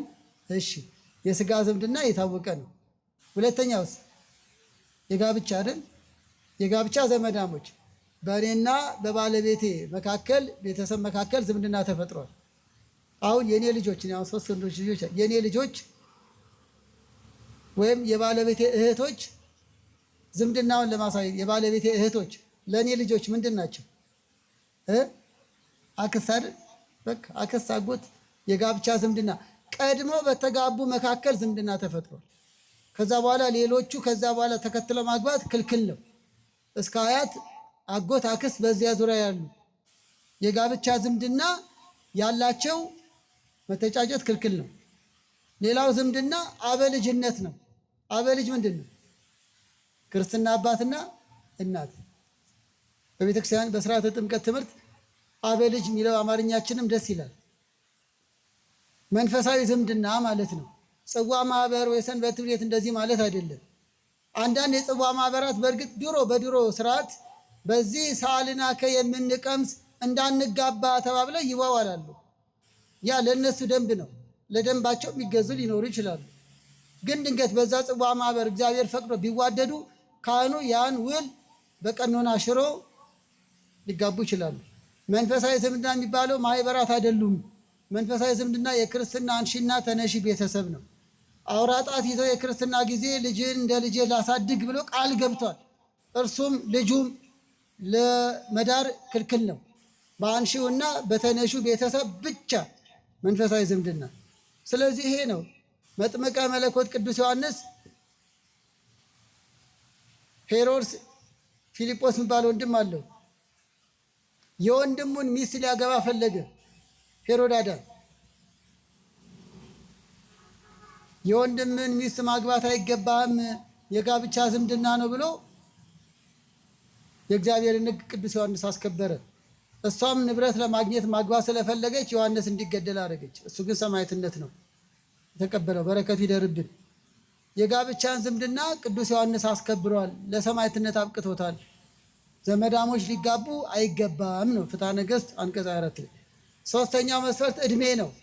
እድሜ ከፍተኛ የእድሜ ልዩነት ሊተጫጩ አይገባም። በአማካይ ለምሳሌ ወንዶች ሴቲቱን ከ15 ዓመት በላይ ሊበልጡ አይገባም። ወይ እኩያ ወይ የተወሰነ እድሜ ወይ እኩያሞች። አንዳንድ ጊዜ ፍቃድ እግዚአብሔር ከሆነ ሴቲቱ 3ም 4ም ዓመት እድሜ ብትበልጥ ክልክል አይደለም። ከፍተኛ የእድሜ ልዩነት ግን አይገባም። የእነ አዳምና የሔዋን ምስጢር ሌላ ነው። እሱን ሌላ ጊዜ እናነሳለን። አላቻ ጋብቻም አይገባም። የ15 ዓመት ልጃገረድን የ30 ዓመት ጎልማሳ እንዳገባ አይገባም። የአዳም የሔዋን እንዳትሉን፣ እሱ ልደቷን አክብራ አይደለም 15 የሞላት ፈቃድ እግዚአብሔር ነው። ምክንያት አለ። የነገረ ድኅነት ምስጢር ነው። ያ ማስረጃ ሆኖ የ15 ዓመት ልዩነት ያላቸው ይጋቡ አይባልም። እድሜያቸው ሲገፋ የአካልም የስነ ልቦናም ልዩነት ይፈጠራል። ትዳሩ ሰላም አይሆንም። እየተለያዩ ይሄዳሉ። እሷ እያደገች እሱ እያረጀ። ስለዚህ የእድሜ ከፍተኛ ልዩነትም አይገባም። ማግባት ወደሚገባው እድሜ ሲደርስ ያለው ይህንን ነው። አንደኛ ቆሮንቶስ 7:36 ሌላው ለጋብቻ ዓላማ ብቻ ነው። መስፈርቱ ምንድነው? ለመጠናናት ለጋብቻ ዓላማ። ይሄን ያልኳችሁ ለምሳሌ ለፍቅረኝነት ተብሎ መተጫጨት ክልክል ነው። ለጋብቻ ዓላማ ነው ሊተጫጩ የሚገባው። የጋብቻ ዓላማ ምንድነው? በቀጣይ የምንማረው ነው። ግን አስተውሉ፣ የቤተክርስቲያን አስተምሮም ለጋብቻ የተፈቃቀዱ ይላል። በመተጫጨት የሚፈቀደው ለጋብቻ የተፈቃቀዱ። ለምሳሌ መጽሐፈ ተክሊል ወይ ፍትሐ ነገሥት አንቀጽ 4 3 ነገር አለው። የመጀመሪያው ክፍል ስለ መተጫጨት ነው። መሀለኛው ክፍል ስለ ጋብቻው ስርዓት ነው። የመጨረሻው ክፍል ስለ ድህረ ጋብቻ ነው። ለምሳሌ ሌላ ጊዜ ማነሳዋለሁ። በማጫ ስርዓት ውስጥ ድሮ ቃል ኪዳን ቀለበትም ሊጠለቅ ይችላል። ግን ቀለበት የሚያጠልቁት በድሮ ነው። አሁን የለም፣ አንድ ጊዜ ሆኗል። ግን በመጽሐፈ ተክሊል ያለ የቀለበት ስርዓት ሚላለ ቀድሞ የቀለበት ስርዓት ቀድሞ ያደርጋሉ። መጀመሪያ ቀለበት ያጠልቁና ከአመት ከሁለት ዓመት በኋላ ደግሞ ይጋባሉ። እንዳይከዳዱ የሚጠለቅ ቀለበት። ይሄ ግን ተቀይሯል። አሁን ቀለበት ተባርኮ የሚያጠልቁት በስርዓተ ጋብቻው ላይ ብቻ ነው። ግን ቀድሞ ነበር ወይም ስርዓቱ ላይ ነበር። ይህን ሁሉ ያልኳቸው የግድ ቀለበት ግዴታ አይደለም። ግን የሚተጫጩት የሚጋቡ ናቸው ለማለት ነው። ለመኝታ፣ ለመዳራት፣ ለገንዘብ፣ ለእውቅና ጓደኛ ይዣለሁ፣ ፍቅረኛ ይዣለሁ ለመባባል አይደለም። በትክክል ለጋብቻ ዓላማ ብቻ ነው። እግዚአብሔር ያጣመረውን ሰው አይለይ የሚለውን ቃል ኪዳን ለማግኘት ነው። ማቴዎስ 19 ቁጥር 6። ሌላው እንግዲህ ይሄ ሃይማኖታዊ መስፈርት ነው። ሰብአዊ መስፈርት፣ በሰብአዊ ደረጃ ያለ መስፈርትስ አንደኛው የአመለካከት መቀራረብ ነው። መስፈርቱ ያጨሽ ጓደኛሽ አመለካከትሽን አግኝቶታል? አይምሮሽን፣ አስተሳሰብሽን ወዶታል? መርምሪ። ወይስ ቁመናሽን ብቻ ነው? ሻይ የጋበዘ ሁሉ ባል አይሆንም። ልብ ድካም እንዳይዛችሁ። እንደው አጭር ቀሚስ የለበሰች ሁሉ ሚስት አትሆንም። እድሜ እንዳያጥር አጭር ቀሚስ ስትከተል። ግልጹ ነው የምንናገረው። አይምሮዋን ምን ማለት ነው? አንድ ደስ የሚል ታሪክ ልጠቁማቸው። አንደኛ ሳሙኤል ምዕራፍ 25 ላይ ቃሉን ፈልጌው ነው። ናባል የሚባል አስቸጋሪ፣ እንዲሁም በመጽሐፍ ቅዱስ ባለጌ የተባለ ሰው ነው። ይገርማቸዋል። በመጽሐፍ ቅዱስ ባለጌ የሚል ቃል ናባል ጋር ነው ያለው። ናባል አስቸጋሪ ሰው ነው። ሚስቱ ግን በጎ ነበረች። ዳዊት አመስግኗታል። አሁን እጮኝነት ላይ ይሄንን ቃል ውደዱት ልላችሁ ነው። ዳዊት የናባልን ሚስት አቢጊያን ምን አላት? ባልሽ ላይ ክፉ እንዳላደርግ ጥሩ መከርሽኝ፣ አይምሮሽ የተመሰገነ ነው አላት። ምንሽ? እስቲ በሉት።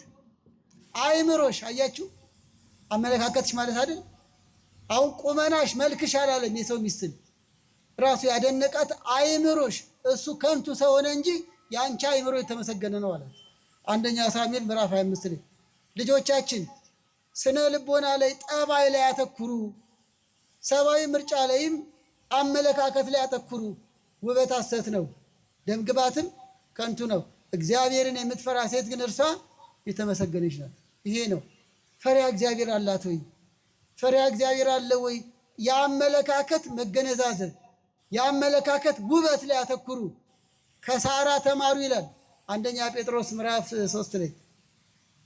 አብርሃም ሳራን የወደዳት ቁመናዋን ብቻ አይደለም፣ ደግነቷን፣ ደግነት፣ ቅንነት። ስለዚህ የማይጠፋውን ልብስ ለብሳለች አላት።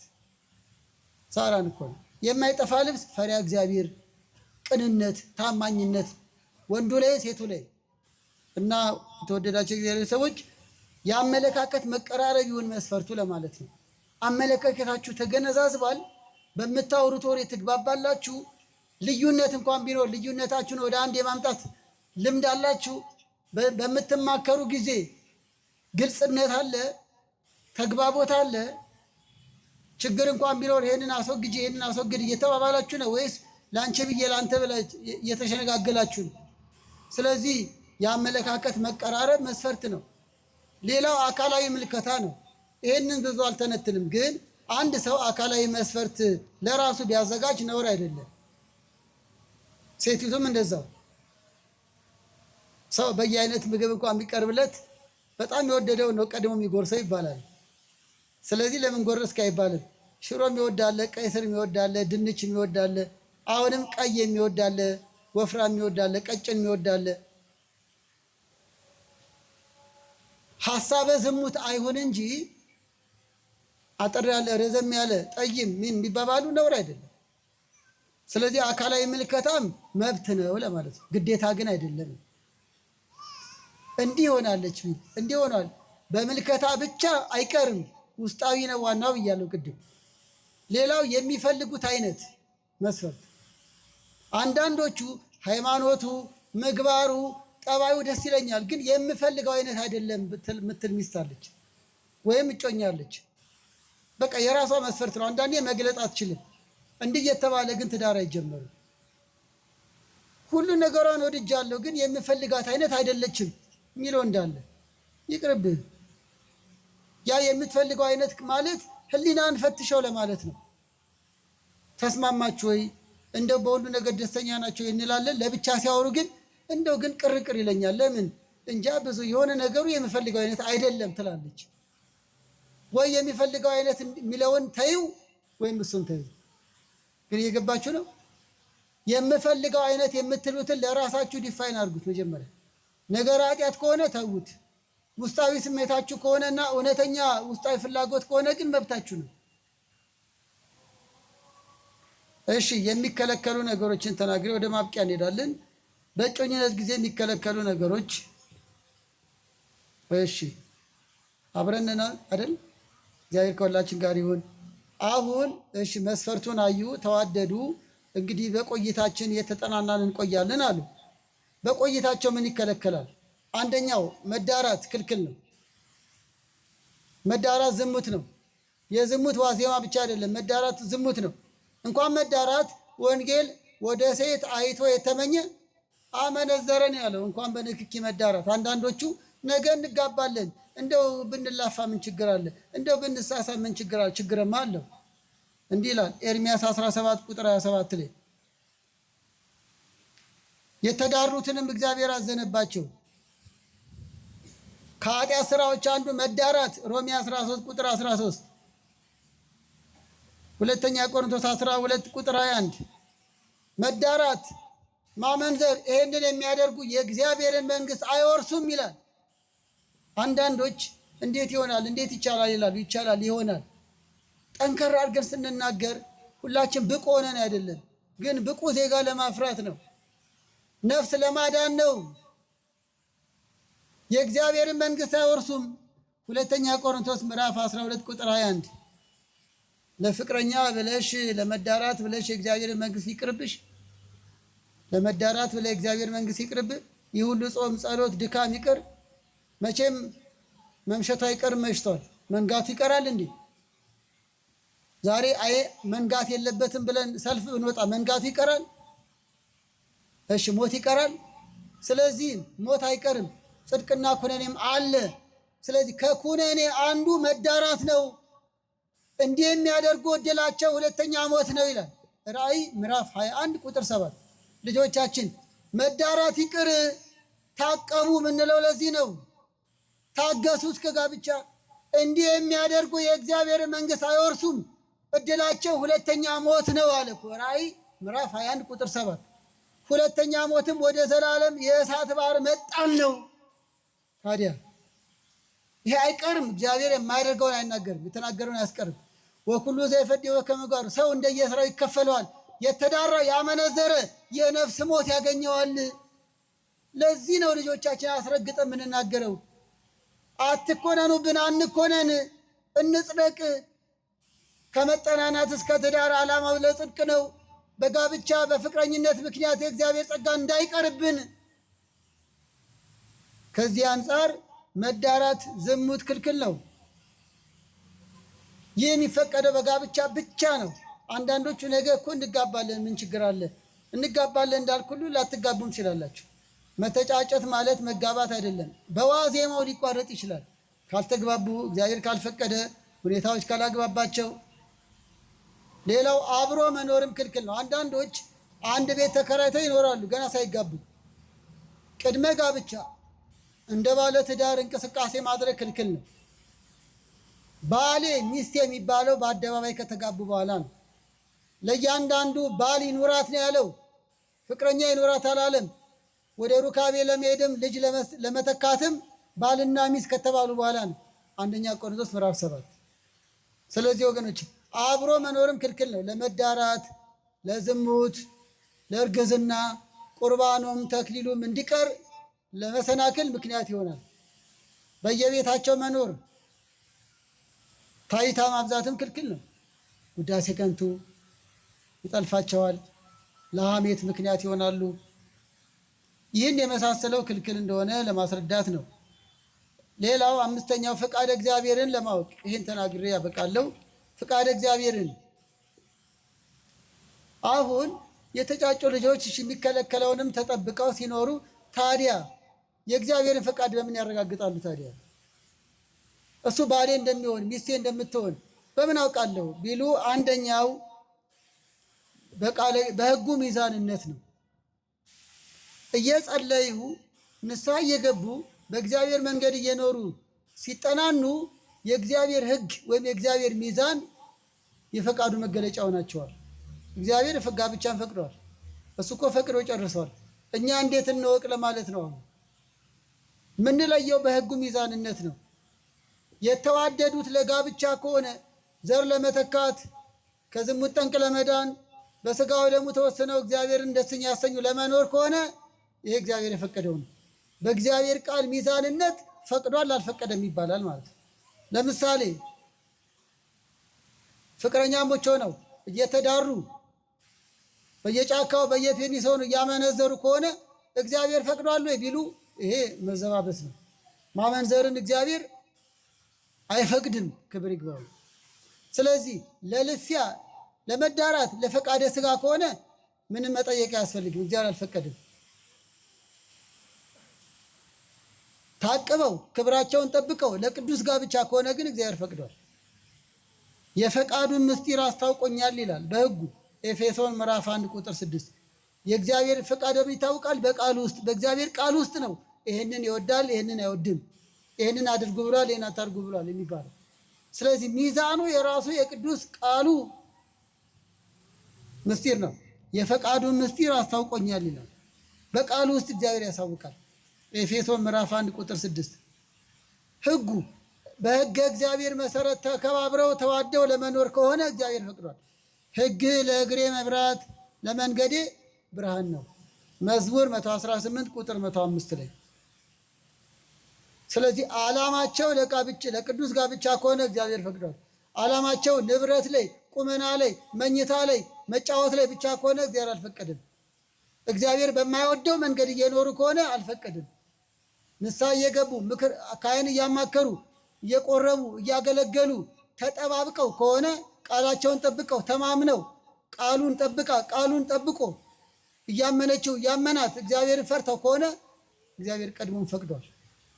መጋባት ይሻላል ብሎ ፈቅዷል። አንደኛ ቆሮንቶስ ምዕራፍ 7 ቁጥር 3። ሌላው የእግዚአብሔር ፈቃድ እንዴት ይታወቃል? ሁለተኛው በልቦና እረፍት ነው። የልቦና እፎይታ እግዚአብሔር በልባችን ውስጥ መልስ ይሰጣል። ሁለቱ የተጫጩት እሱን ካገኘች ጀምሮ ልቧ ካረፈ ባሌ ሊሆን ይችላል እፎይታ ከተሰማት እግዚአብሔር ፈቅዷል። ግን ስጋት፣ ጥርጣሬ፣ አለማመን፣ አለመውደድ ካለ ግን ገና ነው ማለት ነው። በወንዶችም እንደዛው የልቦና እረፍት የእግዚአብሔር ፈቃድ መገለጫ ነው። በእግዚአብሔር ደስ ይበል የልብን መሻት ይሰጣል ይላል መዝሙር 37 ቁጥር 4። አስተውሉ። የልብን መሻት ምን ይላል? ይሰጣል።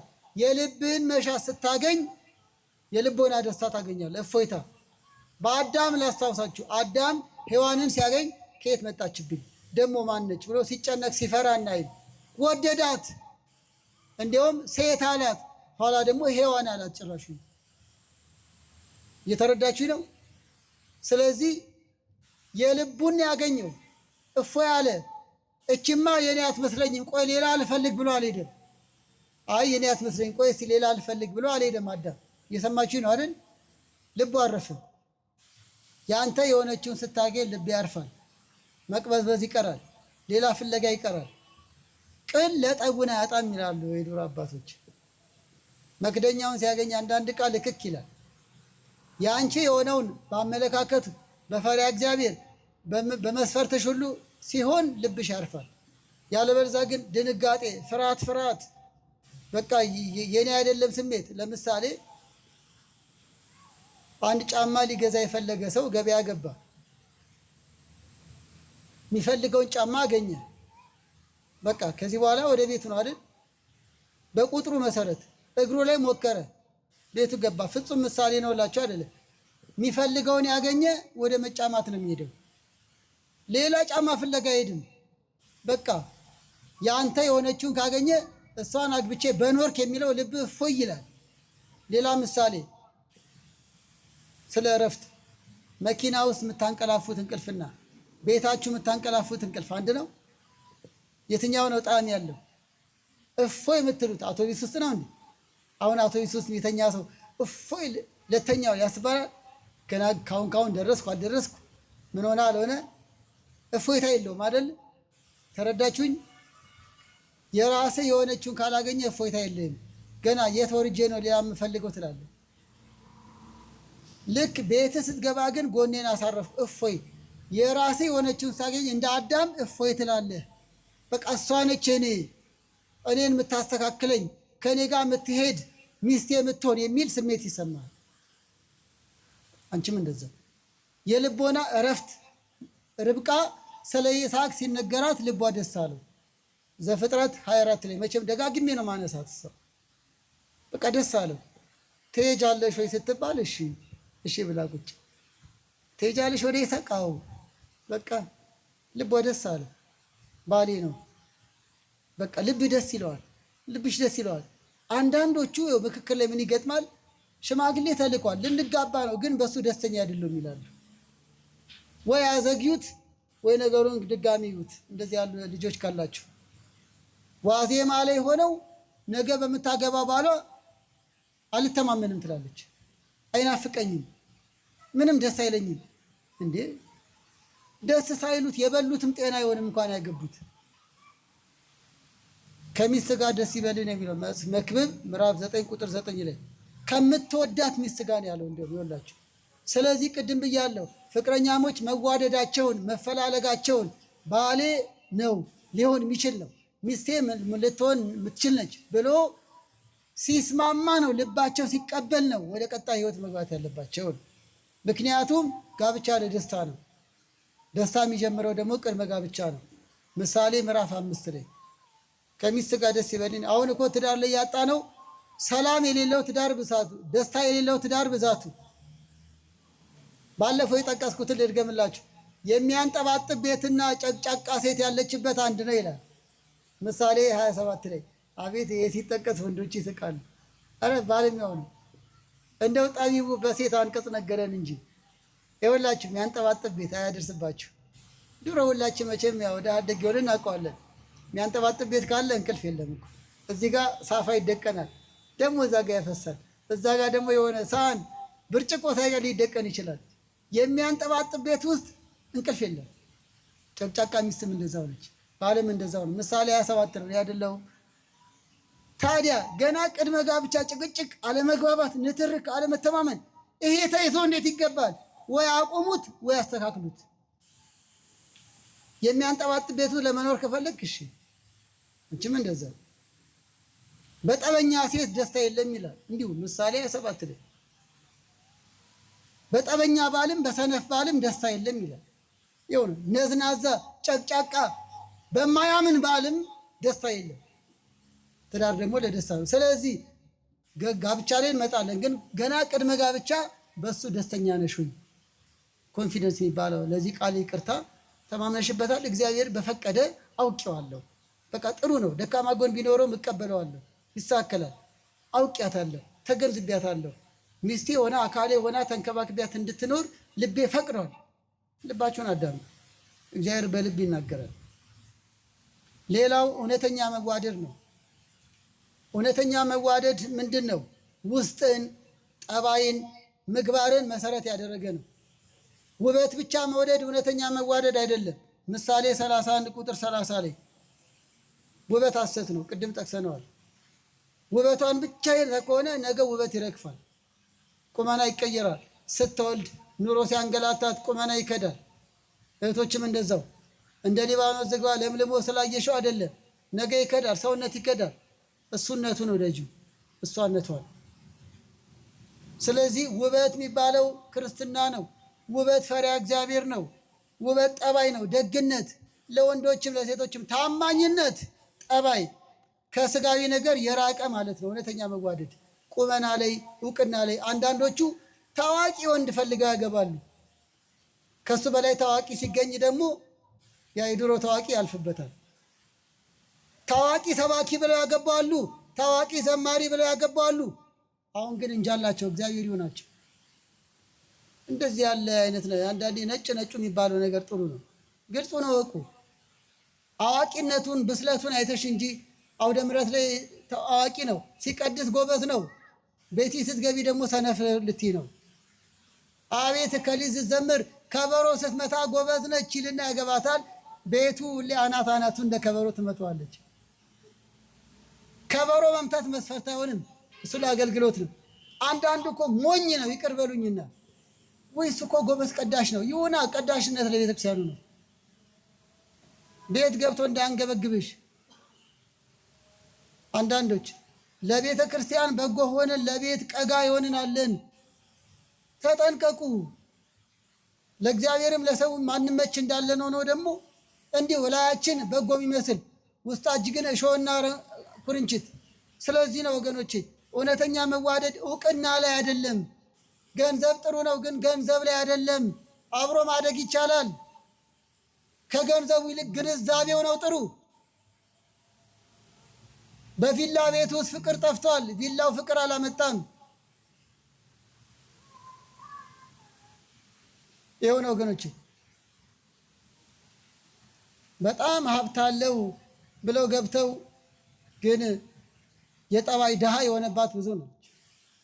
በጣም ቆንጆ ናት ውበቷ ያምራል ብሎ ገብቶ የጠባይ መልከ ጥፉ የሆነችበት ብዙ ነች። ስለዚህ ቁመና፣ ገንዘብ፣ ታዋቂነት፣ ዘረኝነት በሰው የታመነ የተረገመ ይሁን ይላል ኤርምያስ 17 ላይ። በእነዚህ ነገሮች መመካት በእግዚአብሔርን ዘንድ ያስወቅሳል። በቁመና መመካት፣ በገንዘብ መመካት፣ በዘሯ ዘመዶቿ ባለጊዜ ናቸው ባለስልጣን ናቸው ተባብሎ መጋባት በሰው የታመነ የተረገመ ይሁን ይላል። ስለዚህ እውነተኛ መዋደድ የእግዚአብሔር ፈቃድ መገለጫ ነው። እውነተኛ ያልኳቸው የቅድሙ ነው። ጠባይ ማንነቱ ላይ ለምሳሌ ይገርማቸዋል። እኔም ድር ያለ መስማት እና መናገር የምትችል ጤነኛ ልጃችን መስማት ለጊዜው እነሱም ስለሚጠቀሙበት ነው። ለዚህ ቃል ይቅር በሉኝ። መስማት የተሳነው አንድ የቤተክርስቲያን ልጃችንን አግብታለች። በጣም ነው መወዳቸው ማደንቃቸው። ይኸውላችሁ እሷ በይበልጥ እሱ መስማት አለመቻሉ ለእኔ ምንም አይደለም። የሚገርማችሁ ቋንቋውን ተማረች። አወቃችሁት? መስማት የተሳናቸው ወገኖቻችን የሚግባቡበት ቋንቋ አለ አይደል? አፍቅራው ቋንቋውን ተማረች። በቃ ከእሱ ጋር በዛ ትግባባለች። ተዋደው ተጋቡ። ማየት የማይችለውን የምታይ ሴት ታገባለች። በቃ መስፈርቱ ውስጧ ነው። አካል ብቻ አይደለም። እየተረዳችሁ ነው? እንዲህም አለኩ አካሉ የጎደለውን አካል ሙሉ የሆነ ይጋባሉ፣ ተዋደው ይኖራሉ። እንዲያውም ይገርማቸዋል። በቃ የእሷ አካል መጉደል ለሱ ምንም አይደለም። የእሱ አካሉ መጉደላ ለእሷ ምንም ያልሆነ ደግ ሴቶች አሉ። እንዴት ተፋቅረው እንደሚኖሩ። ጤነኛ ነን ብለን ትዳራችን በሽተኛ የሆንን ብዙዋለን። ጤና ማለት ምግባር ነው፣ ፈሪሃ እግዚአብሔር ነው። እየተረዳችሁ ነው? አካል ጎሎ ጠባይ ከጎደለ ምን ዋጋ አለው? የማይታመን ባል ከዚህ በላይ አይነ ስውር አለ? የሚወሰልት ባል ከዚህ በላይ መስማት የማይችላል? እግዚአብሔር ቃል ማይሰማ። ስለዚህ ሙሉ ጤና ማለት አስተዋይነት፣ ፈሪሃ እግዚአብሔር፣ እርሱ ባያይ እግዚአብሔር ያየኛል የሚልን መሆኑን ነው። እና እውነተኛ መዋደድ። ሌላው የአመለካከት መቀራረብ የእግዚአብሔር ፍቃድ መገለጫ ነው። ሌላው የሁኔታዎች መገጣጠም። ጨረስኩኝ። የሁኔታዎች መገጣጠም። ይሄንን ዘፍጥረት 24ን አንብቡ። ለርብቃ ኢያዕር ሲላክ በመንገድ ላይ ተቀበለችው። እኛ ቤት የምታድር አለችው። የነገሮቹ መሳካት የእግዚአብሔር ፈቃድ መገለጫ ነው። አንዳንድ ጓደኛሞች የአመለካከታችሁ መቀራረብ፣ የሁኔታዎች መቀራረብ የእግዚአብሔር ፈቃድ መገለጫ መሆኑን ያሳያል። የነገሮች መቀራረብ፣ መገጣጠም። የመጨረሻው በሌሎች ምስክርነት ነው። እጮኛሞች በአግባቡ እየተጠናኑ ሲቆዩ ሶስተኛ ወገን በጎ ምስክርነት ሲሰጥ በዚያ በኩልም እግዚአብሔር ይናገራል። ለምሳሌ በካህን ሊሆን ይችላል። ካህኑ መልእክተኛ ነው ይላል ሚልክያስ ምዕራፍ 2 ላይ። ሁለት እጮኛሞች ወደ ንስሐ አባታቸው ቀርበው በእግዚአብሔር ቃል መሰረት ራሳቸውን ለማጠናከር ሲጥሩ ካህኑ በርቱ፣ ጠንክሩ፣ በደንብ ጠብቃት፣ በደንብ ጠብቂው ካሉ እግዚአብሔር በካህኑ በኩል ፍቃዱን እየገለጸ ነው። በወላጆች፣ በበጎ መካሪዎች፣ በመልካም መካሪዎች የእግዚአብሔር ፍቃድ መገለጫ ነው። ልትጠነቀቁ የሚገባውን ግን ሳልጠቁም አልጨርስም። ህልም ለመጠናናት መገለጫ አይሆንም። በህልሜ አይቼዋለሁ፣ በህልሜ አይቻታለሁ ብላችሁ እንዳትታለሉ። ህልም ቦታ አለው። ህልም ለማየትም ህልም ለመፍታትም ራሱን የቻለ ትምህርት፣ ራሱን የቻለ አስተምሮ አለ። ለጋብቻ ጉዳይ በህልም አይቼዋለሁ ተብሎ አይወሰንም። አዎ ወገኖች ሆይ መንፈስን ሁሉ አትመኑ። አንደኛ ዮሐንስ ምዕራፍ 4 ቁጥር 1 ላይ መንፈስን ሁሉ አትመኑ፣ ክፉ መንፈስ በህልም ሊያታልል ይችላል። እንደነ ሰማይ ጠረቤቶች የተጋቡ ሰዎችን በህልም አይቻለሁ ከሊትን አግቢ ብለው ድጋሚ የሚድሩ አሉ። ያ አይገባም። ለጋብቻ ትምህርት ህልም ዶክትሪን አይደለም። ህልም መሰረታዊ አይደለም። ህልም ስርዓተ ትምህርት አይደለም። በህልሜ ስላየዋት ሰው ስላየልኝ ተብሎ አይደመደምም። ማመላከቻ ሆኖ አይረጋገጥም። ብዙዎች በህልም ምክንያት ስተዋል ይሏል መጽሐፈ ሲራክ ላይ። በህልም ምክንያት ብዙዎች ስተዋል። ህልም ያየ ሁሉ ቅዱስ ነው ማለት አይደለም። በህልም ስላያት ተረጋገጠ ማለት አይደለም። ሌላው ዕጣ ነው። አንዳንዶች ይበዛባቸውና ይሆን ግራ ይጋቡና በዕጣ ልለይ ይላሉ። መጀመሪያ ደረጃ አንዳንድ ቤቶች ለምሳሌ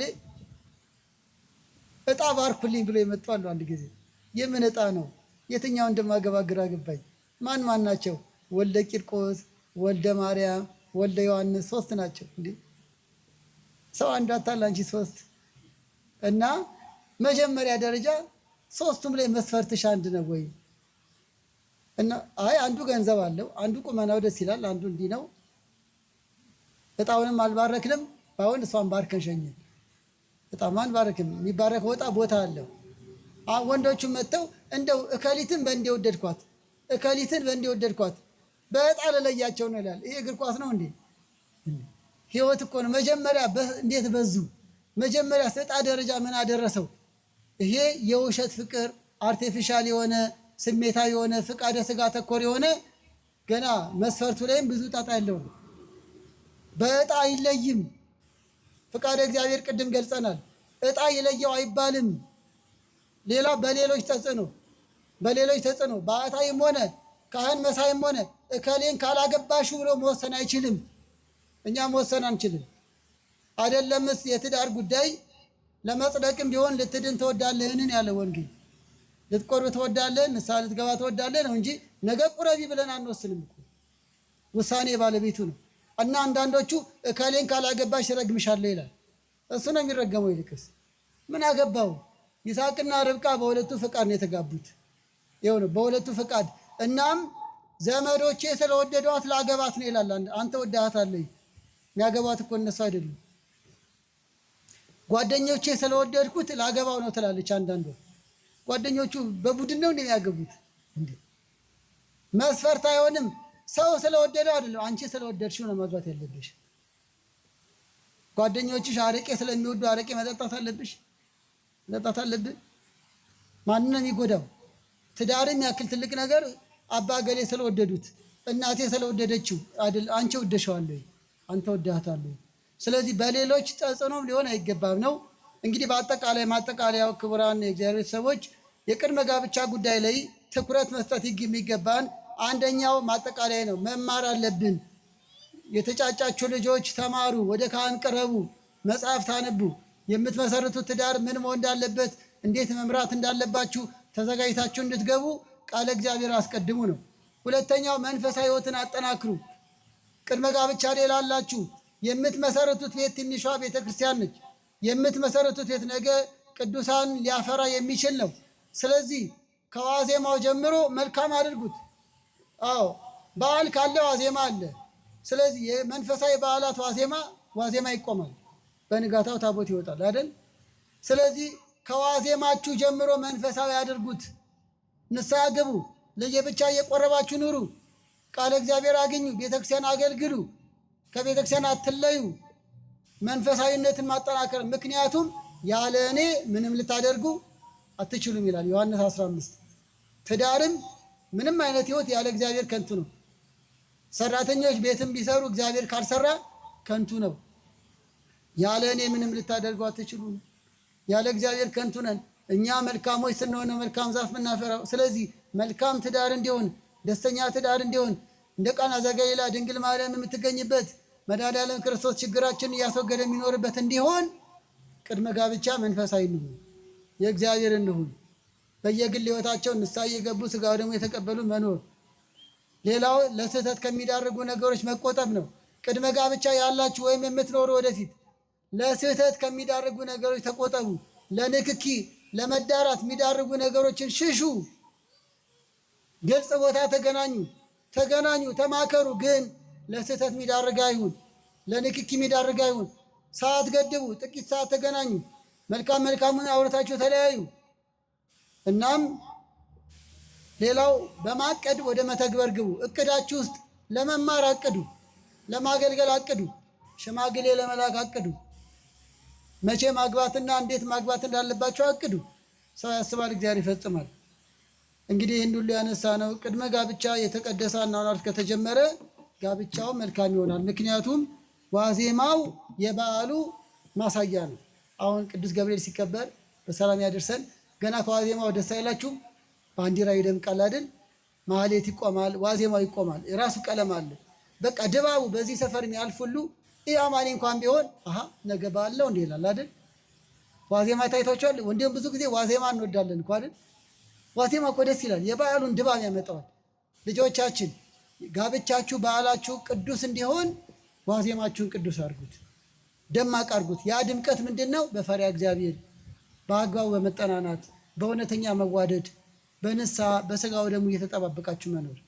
ቀጣይ ጋብቻ ምንድን ነው? የጋብቻ ዓላማ ምንድን ነው? የመንፈሳዊ ጋብቻ ከሌላው በምን ይለያል? የሌላ አይነት ጋብቻና መንፈሳዊ ጋብቻ ልዩነቱ ምንድን ነው? ይቆየን።